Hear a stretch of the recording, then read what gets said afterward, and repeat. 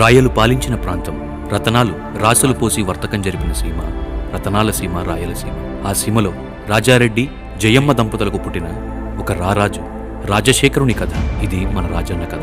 పౌరుషాల పులివెందలలో July 8, 1949లో జన్మించిన తాను ప్రాథమిక విద్య పూర్తి చేసి ప్రాణాలు కాపాడే వైద్య విద్యని ఎంచుకున్నారు. తాను పుట్టి పెరిగిన ప్రాంతంలో రూపాయి డాక్టర్గా సేవలందించారు. 1978లో రాయలసీమ ప్రాంతం నుంచి రాజకీయ ప్రస్థానం మొదలుపెట్టిన ఆయన నాటి నుంచి నిర్యాణం వరకు ఓటమి ఎరుగని నేతగా నిలిచిపోయారు. రాజకీయాలకు ఎందరో వచ్చారు, ఎందరో రాజకీయాలు చేశారు, కానీ ఎవ్వరు కూడా రాజన్న కాదు కదా ఆయన సమస్థాయిని కూడా తాకలేకపోయారు. తన ప్రస్థానం, ప్రయాణం నేటి తరానికి తెలియకపోవచ్చు.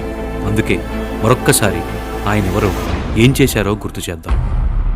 ప్రపంచం, సమాజం నిరంతరం ఒక మనిషిని నిత్యం తలుస్తూ స్మరిస్తుందంటే ఆయన కీర్తి లేదా ఖ్యాతి అంత గొప్పదై ఉండాలి. చరిత్రలో చిరస్థాయిగా నిలిచేందుకు ఆయన చేసిన ప్రయాణం యాత్రగా పేరుగాంచి నవచరిత్రకు నాంది పలికింది. అప్పటికి పలుమార్లు శాసనసభకు, పార్లమెంటుకు ఎన్నికైన రాజశేఖరుడు ఆనాటి పాలకుల వల్ల ప్రజలు పడుతున్న బాధల్ని తెలుసుకునేందుకు, వినేందుకు చేసిన చిరు ప్రయత్నం పాదయాత్ర.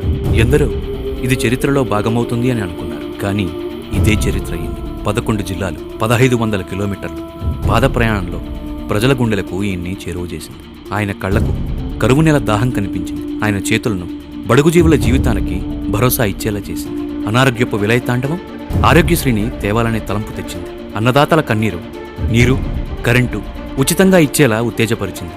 ఆకలి పేగుల అర్తనాదం, 2 రూపాయల కిలో బియ్యం తెచ్చే ఆలోచన ఇచ్చింది. కార్మికుల, కర్షకుల బాధలు ఆయన్ని కఠోర దీక్షాదక్షుని చేసింది. కటిక పేదల కన్నీరులో ఆయనలో ఉన్న కోపమనే మలినం కొట్టుకుపోయింది అని ఆయనే చెప్పేలా చేసింది. పాలకుల పెత్తనంపై పంతంతో మొదలైన యాత్రకి ప్రజల తోడ్పాటుతో ప్రభంజనమైంది. ఆయన ప్రజలకు ఇవ్వాలి అనుకున్న భరోసా ప్రజల నుంచి ఆయనకు దక్కింది. ఎంత కష్టమైనా ప్రజాపాలన స్థాపించాలి అనే సంకల్పం ముందు సింహాసనం సైతం చిన్నపోయింది.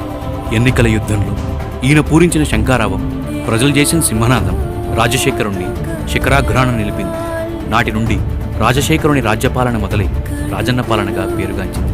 మాట తప్పని, మడిమ తిప్పని తన నైజం, ఇచ్చిన మాట, చేసిన వాగ్దానంలో భాగంగా మొదటి సంతకం అన్నదాతల కోసం చేసి అగ్రనేతగా నిలిపింది. ఆరోగ్యాన్ని నిలిపేందుకు ఆరోగ్యశ్రీ తెచ్చి అభినవ ధన్వంతుని చేసి కరువుతో కన్నీరు కార్చి దాహార్త భూమికి జలయజ్ఞంతో దాహం తీర్చి అఖండ ఖ్యాతిని, భగీరథుడు అనే బిరుదుని ఇచ్చి ప్రజల ఆనందం, రాజన్న రాజ్యపాలన అన్నీ సజావుగా సాగుతున్న కాలం. అంతలో మళ్ళీ ఎన్నికలు వచ్చాయి. ఆయన్ని అగ్రస్థానాన్ని నిలిపిన జనాన్ని నమస్తే అక్క, నమస్తే చెల్లి, నమస్తే అమ్మ, నమస్తే తమ్ముడు అని పలకరించి మహామహులు కట్టిన కూటమిని నీలరాల్చింది. 2009లో జరిగిన ఎన్నికల్లో ప్రజలు మళ్లీ రాజన్నని ఎన్నుకుని పాలన పుచ్చుకున్నారు. తాను చేయగలిగిందంతా చేసి ప్రజలను మెప్పించిన రాజన్న 3 నెలల్లో ప్రజలతో ముఖాముఖిగా నేరుగా వారితోనే మాట్లాడడానికి రచ్చబండ అనే కార్యక్రమానికి శ్రీకారం చుట్టారు.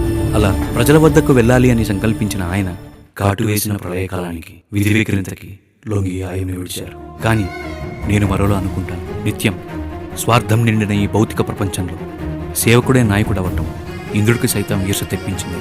బహుశా స్వర్గంలోని రైతు సాయం కోరాడేమో, అక్కడ ప్రజలు ఆరోగ్యం బాలేదేమో, కరువున్న చోట నీటిని పాలించమని ఆయన్ని పిలిచారేమో, లేదా ఇంద్రుడి సభలో రాజసం తగ్గిందేమో.